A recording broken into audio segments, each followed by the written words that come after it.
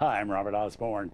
'Tis the season for holiday movies, and throughout the month, many of the films we're showing right here on TCM have to do with this particular time of the year.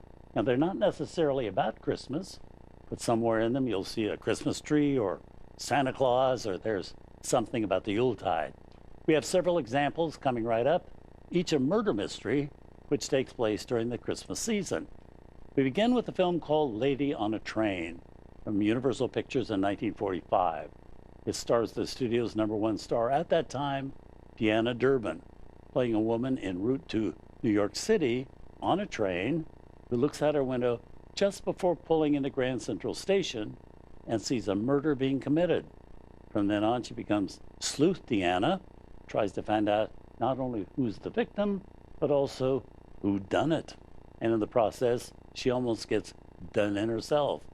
It's a fun film, lighter than most films about an amateur super sleuth trying to track down a killer.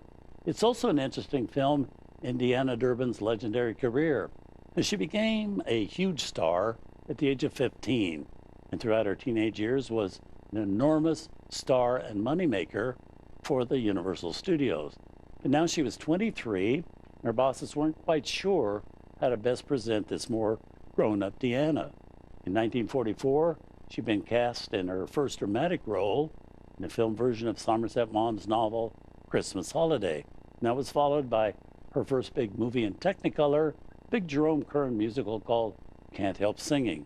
Then came our movie with Deanna as a female Nick Charles, who occasionally stops to sing a few songs, in this case, one of those songs being Silent Night.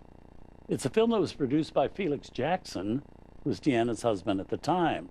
Her director was French-born Charles David, who a few years later, Deanna would marry, with whom she'd spend the rest of her life in France after she retired from films, which she did adamantly at the age of only 27.